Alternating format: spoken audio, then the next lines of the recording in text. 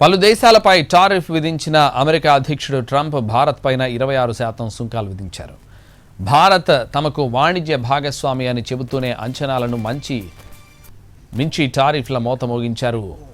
Trump Bharat తమ ఉత్పత్తులపై 52% సుంకం విధిస్తుండటంతో తాము 26% సుంకం విధిస్తున్నామన్నారు Trump.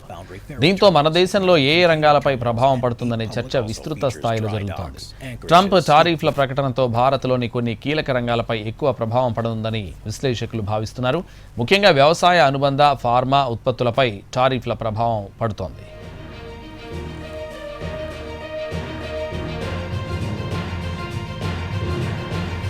Global trade research initiative GTRI విశ్లేషణ ప్రకారం వ్యవసాయ ఉత్పత్తులు, డైరీ ప్రోడక్ట్స్, సీ ఫుడ్పై ఎక్కువ ప్రభావం పడుతోంది. అమెరికాకు ఎక్కువగా మన దేశం నుంచి రొయ్యలు, సముద్ర చేపలు ఎగుమతి అవుతుంటాయి. గత ఏడాది అమెరికాకు చేపలు, ఇతర ప్రాసెస్డ్ సీ ఫుడ్ ఎగుమతుల విలువ $2.58 బిలియన్ ఉంది. పెరిగిన టారిఫ్తో అమెరికా మార్కెట్లో వీటి ధరలు పెరగనున్నాయి. దీంతో భారత రొయ్యలు, చేపలకు అమెరికా మార్కెట్లో డిమాండ్ తగ్గొచ్చని భావిస్తున్నారు.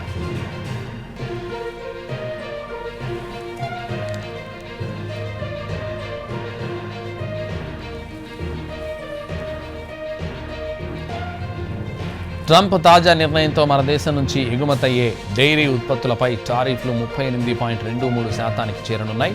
దీంతో ఆ దేశంలో మన దేశపు నెయ్యి, బటర్, మిల్క్ పౌడర్ ధరలు పెరగనున్నాయి.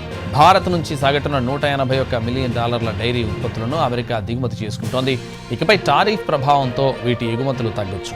దీంతో పాటు ప్రాసెస్డ్ ఫుడ్, పంచదార, కోకో ఎగుమతులపైన ప్రభావం పడనుంది. బంగారం, వెండి, వజ్రాభరణాలపై టారిఫ్ ప్రభావం పడనుంది. తాజా పెంపుతో వీటిపై సుంకం 13.32% చేరనుంది.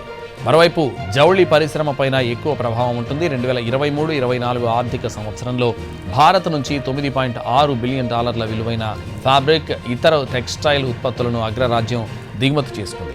భారత్ నుంచి ఎగుమతి అయ్యే మొత్తం టెక్స్టైల్ ఎగుమతుల్లో 28% అమెరికాకే వెళ్తాయి. అంత పెద్ద మార్కెట్ అమెరికా నుంచి టారిఫ్ ప్రభావంతో ఇక నుంచి ఆర్డర్లు తగ్గొచ్చనే వాదన ఉంది.